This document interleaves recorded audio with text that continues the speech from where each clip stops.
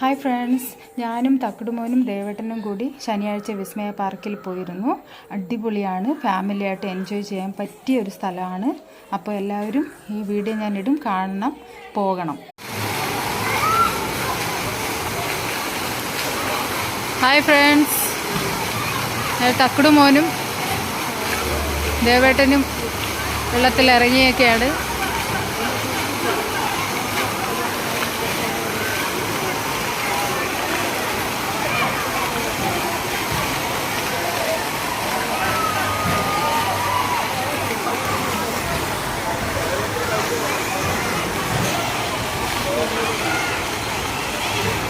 വാവ്, സൂപ്പറുണ്ട് ഇത് കാണാൻ.